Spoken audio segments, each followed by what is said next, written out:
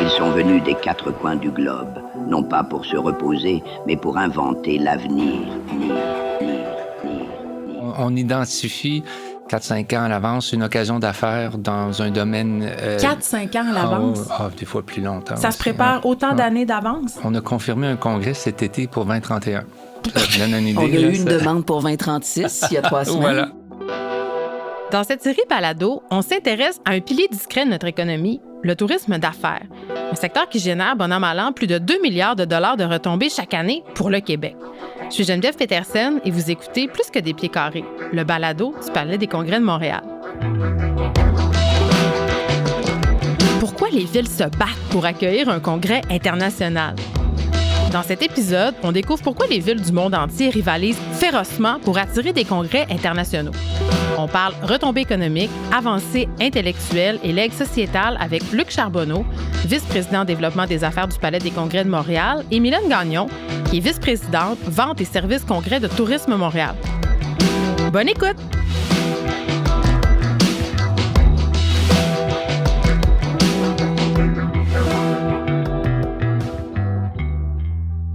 Pourquoi les villes se battent pour accueillir des congrès internationaux? J'en parle avec Luc Charbonneau, qui est VP Développement des affaires du Palais des Congrès de Montréal. Salut, Luc!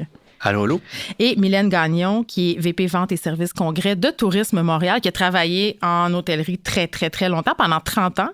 Exactement. Mylène, moi, j'aurais pas pensé, parce que quand on regarde ça de l'extérieur, on le sait qu'on a des grandes infrastructures comme le Palais des Congrès. On sait qu'il y a des gens qui viennent, mais j'aurais pas pensé, Luc, que Montréal était une plaque tournante des congrès internationaux. Oui. De toutes les villes dans les Amériques, Montréal est la ville qui accueille le plus grand nombre d'événements internationaux chaque année. Pas juste au palais, là, mais dans les hôtels, dans les universités, dans les centres de recherche. Il n'y a pas une ville dans les Amériques qui accueille un plus grand nombre. Donc, on est très, très, très fort sur le marché international. Je veux qu'on parle, Mylène, des retombées économiques, parce qu'on a dit, évidemment, que ça rapportait à la ville, que ça rapportait même aux périphéries, peut-être, mais concrètement, en chiffres, là, on veut le savoir.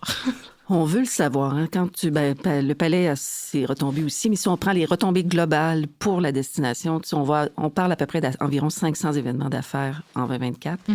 Et nous, on estime autour de 410 millions de retombées économiques concrètes pour la destination. Puis, tu sais, des fois, quand on regarde les communautés, c'est juste pas juste des hôtels et pas juste des restaurants, c'est toute une communauté qui s'active avec des retombées comme celle-là. C'est-à-dire? Je veux dire, tu prends une compagnie de taxi, tu prends un fleuriste, tu prends les boutiques sur Sainte-Catherine. Ouais. Tout le monde s'active avec un client d'affaires qui débarque dans une destination. Un client d'affaires qui débarque dans une destination va dépenser 3 fois plus qu'un touriste qui vient pour une vacance, pour un long séjour, parce que c'est pas de l'argent discrétionnaire nécessairement qu'il a avec lui. Oui, il y en a qui ont des comptes de dépenses. Là. Voilà. Alors aussi, ça fait une différence. Fait que c'est vraiment de l'argent qui est investi dans une destination et qui est multiplié sur plein d'égards. Juste l'année qui vient de passer, là, c'est 15 congrès internationaux qui ont été accueillis. Ça, c'est 25 000 personnes dans une année. Et ce qui est intéressant, c'est toutes les retombées économiques qui viennent avec ça. Hein? Alors que les 15 groupes internationaux, c'est 5 du total des événements qu'on a accueillis. C'est 35 des revenus. Mais pourquoi les villes, outre l'argument économique, investissent-elles autant de temps, autant de ressources dans des candidatures pour les accueillir, ces événements internationaux-là? Mais au-delà de l'argent, il y a les retombées intellectuelles. Il y a les... Ah oui? Oui. Ces rassemblements-là, il y a des gens dans une salle qui vont se retrouver, qui vont faire avancer quelque chose. Ils vont faire avancer la science, ils vont discuter des grands enjeux mondiaux. Mm-hmm. Donc, ça a des retombées dans nos universités, dans les centres de recherche. Ça fait avancer certains des secteurs porteurs de l'économie montréalaise aussi. C'est pas juste le moment là, des 5 jours du congrès là, qui est intéressant, c'est tout ce qui vient après la tenue d'un congrès à Montréal. Donc, les retombées aussi économiques.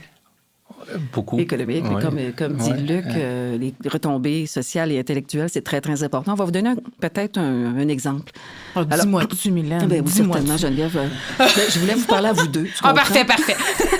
Je veux juste m'assurer que je t'ai bien compris. Oui, c'était alors, si, mettons, Tu prends Dr. Franqueur, Diane Franqueur, oui. que tout le monde connaît, qui est une femme exceptionnelle, qui a levé la main pour aller chercher un congrès international qui est le congrès de toute l'obstétrique et puis de la gynécologie mondiale. Fait qu'elle a travaillé avec le Palais, avec nous, pour se dire comment on pourrait être la ville hôte, l'acteur principal pour amener ce grand congrès-là qui va accueillir 7000 personnes en 2027. Et puis là, elle va chercher les gens ensuite à l'université pour venir attacher toute la machine qui va venir se coller à un congrès comme celui-là. Et ensuite, ça va faire des petits, tout ça. Tu sais. Elle va aller chercher certainement des bourses pour des chaires à l'université, va aller chercher, va aider ses chercheurs, va aider. Alors, ça vient quand même s'attacher pour s'assurer qu'on a un tremplin pour continuer, autant dans la recherche, dans la spécialité.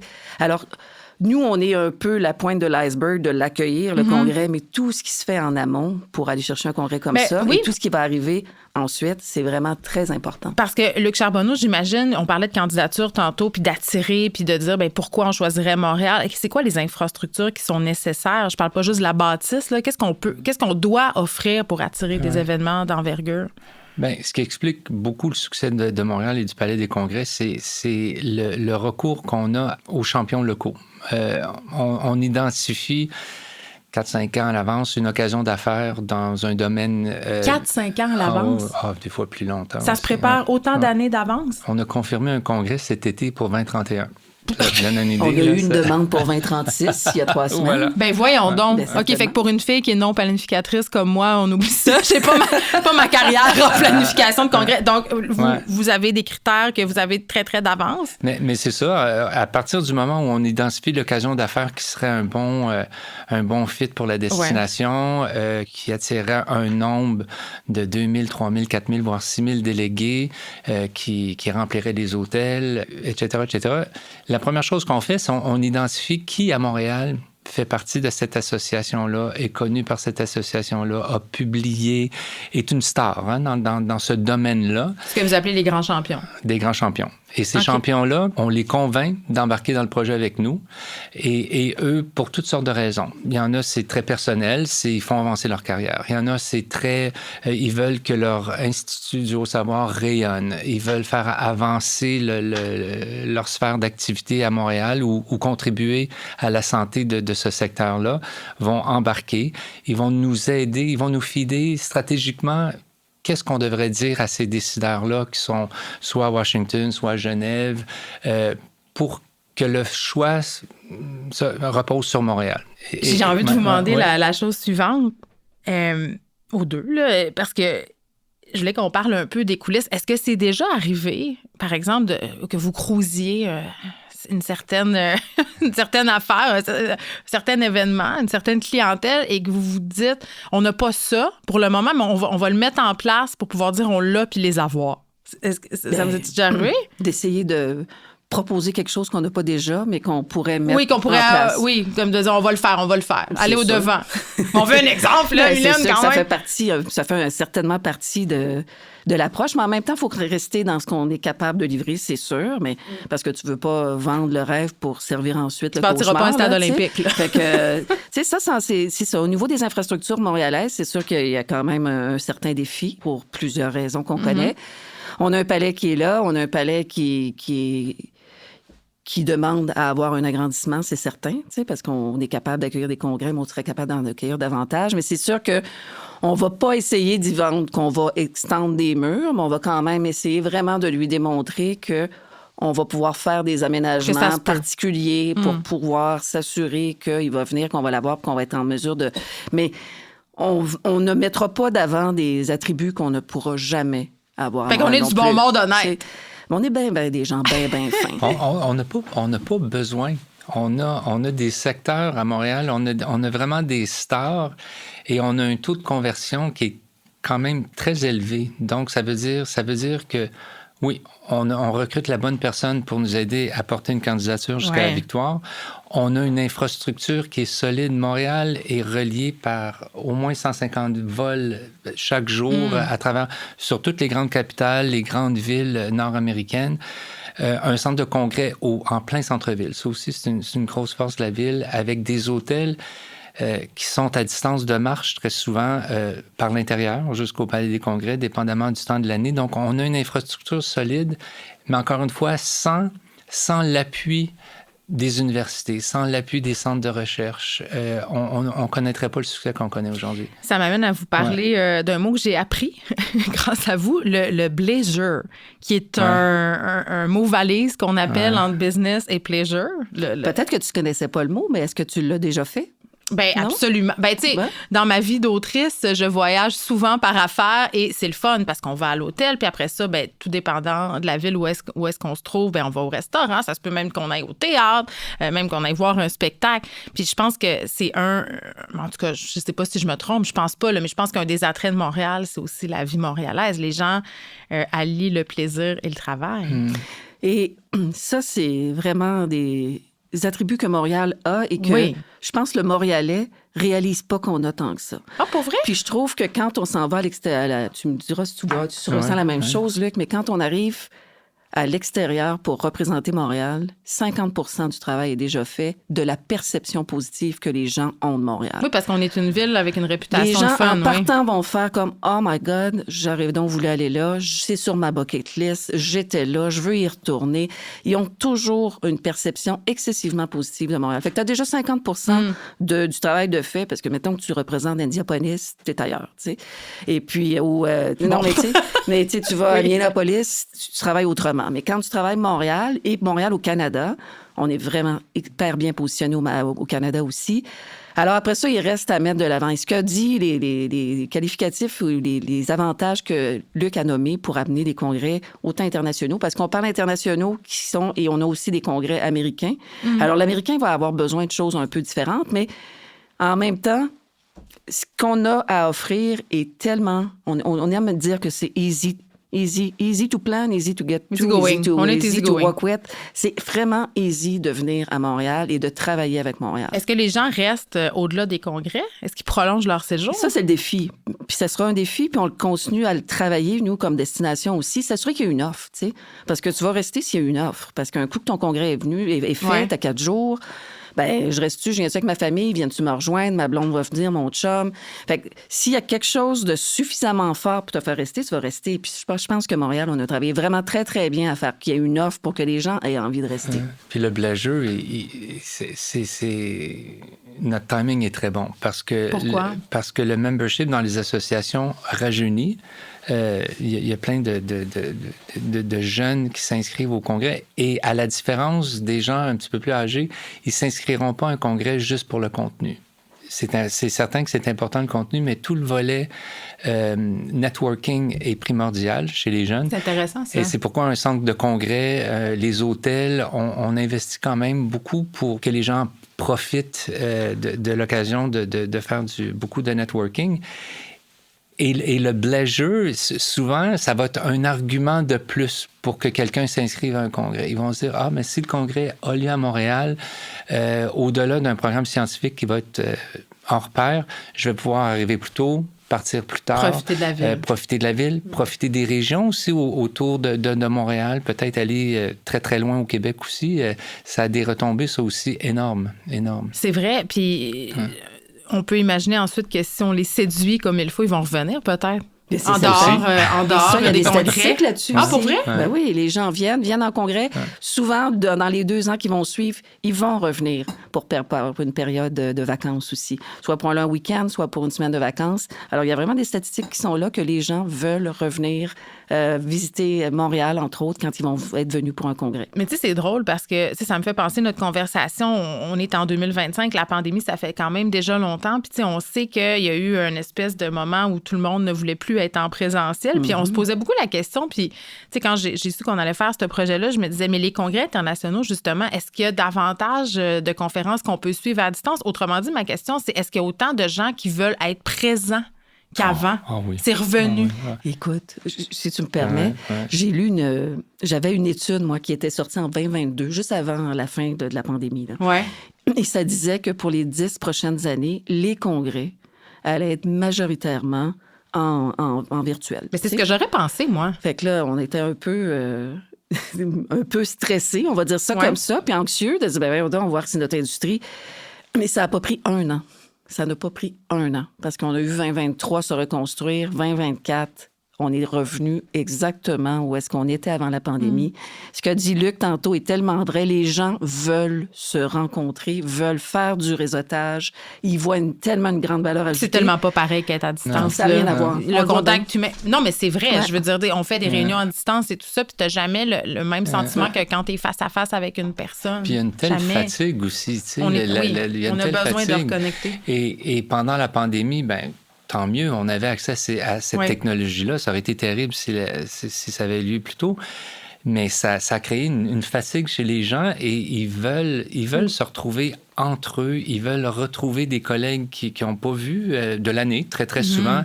C'est un rendez-vous, hein, ces congrès-là. C'est souvent les mêmes participants au congrès d'année en année en année. Et Dieu merci, parce que nous aussi, à un moment donné, on se disait, quand on lisait ces études-là ou ces prévisions-là, on se disait, mon Dieu, on a-tu encore un job l'année prochaine? Mais je vais dire que moi, ce que j'aime dire, c'est qu'en virtuel, tu fais d'excellentes transactions et en présentiel, tu fais des relations. Ouais. Fait que c'est tellement beau. C'est vraiment ça qui est la différence. J'aime tu sais. ça. Ouais. Alors, on prône ça, mais je vais te dire qu'on n'a pas eu besoin d'en mettre plus qu'il fallait. Les gens avaient envie de se retrouver, ça, c'est certain. Luc Charbonneau, en terminant, c'est quoi les devoirs qu'on a à faire? Les défis qu'on a à relever, les défis auxquels fait face Montréal pour maintenir son premier rang de la première ville des Amériques pour la tenue d'événements d'affaires? Parce qu'il doit bien avoir des choses qu'on peut améliorer. Il va falloir investir. Il va falloir investir comme plein d'autres villes l'ont fait, le font et prévoient le faire. Il faut trouver une façon de soit reconfigurer nos espaces pour pouvoir utiliser un plus grand espace ou agrandir, comme c'est un projet là, à un moment donné qui verra le jour, parce que présentement, on n'arrive pas à accueillir des groupes de plus de 13 000 personnes, par exemple. On arrive difficilement à partager le palais entre 2 groupes, parce qu'il n'est pas configuré de façon à permettre l'accueil de 2 groupes d'envergure en même temps, alors qu'il y a une ville comme Calgary qui vient de terminer un centre de congrès qui est magnifique et qui s'attaque très férocement au marché international aussi. Puis Luc, du côté des événements qu'on a manqués, qu'on peut pas tenir parce que, faute d'infrastructures, du manque de place, tout ce dont on vient de parler, les avoirs, ça nous rapporterait financièrement. Mais on parle, tu sais, de plus ou moins 30 événements par année. Ça, c'est... Qu'on pourrait aller chercher. Qu'on pourrait aller chercher. Ça, c'est 150 millions de dollars par année. On crée de la richesse là, quand on accueille ces gens-là pour plein de programmes sociaux, par exemple. C'est énorme, là, une trentaine d'événements. Est-ce qu'on les gagnerait tous? Non. Mais avec le taux de conversion qu'on a, là, qui frise à 50 %, c'est au moins la moitié de ça qu'on irait chercher en plus. Là. Bien, on crée la richesse. Puis Mylène, tu allais dire quelque chose? C'est de l'argent neuf aussi. Ouais. C'est de l'argent neuf de l'international qui arrive dans notre province. Fait que ça aussi, il faut le prendre en considération. De mon point de vue, c'est pas suffisamment estimé, ça, de toutes ces belles retombées-là. On a parlé du legs monétaire, ce qui reste, mais il y a des legs aussi qui sont des legs concrets. Moi, j'ai entendu parler d'une histoire de toit vert que je trouve assez fascinante, Luc.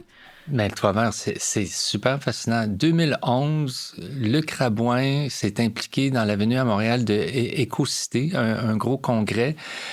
Et c'est de là que vient le toit vert sur le Palais des Congrès qui a depuis agrandi, qui a été rénové. On a des ruches, d'ailleurs, qui nous ont aidés à obtenir le congrès d'Happy Mondial en 2019. C'est très particulier au Palais et on a lancé un bal. Hein. Depuis, il y a plein d'autres toits qui se sont verdis là, en plein centre-ville de Montréal. Fait que vous avez été des précurseurs. Ouais. Puis ça vient aussi se rattacher à tout ce que vous avez mis de l'avant aussi au niveau éco-responsabilité pour le palais. Fait que ça aussi, ça vient s'attacher avec toute votre mission. Merci. Puis je comprends maintenant pourquoi les villes se battent pour les avoir, ces congrès internationaux-là. Parce que, tu sais, on pense, oui, on le sait, là, que ça a des retombées économiques qui sont immenses, mais j'avais pas pensé à l'aspect humain, à l'aspect science, à l'aspect recherche, au partage des savoirs, puis au côté touristique aussi, qui est indéniable. Puis au-delà de l'argent, hein, parce que c'est certain que c'est ça qui fait rouler le monde. Là. C'est normal. Mais on fait, Mylène et moi, on est des maillons dans une chaîne là, qui permettent la venue de ces congrès-là à Montréal, où il y a des enjeux qui sont discutés, encore une fois, des solutions, des problèmes énormes. Il y a des médecins là, qui discutent de nouvelles procédures médicales. C'est un... Vous vous sentez utile, vos yeux brillent quand vous m'en parlez, les deux. Non, il y a un sentiment de participer à quelque chose. Formidable. Merci, c'était super intéressant. Luc Charbonneau, Mylène Gagnon. Merci à toi. Merci Geneviève. Merci d'avoir écouté Plus que des pieds carrés, le balado du Palais des Congrès de Montréal. Je suis Geneviève Petersen et j'ai le plaisir d'animer ce podcast réalisé par Virage Sonore. Pour découvrir le reste de la série, ne manquez pas nos autres épisodes et abonnez-vous sur votre plateforme préférée. À bientôt!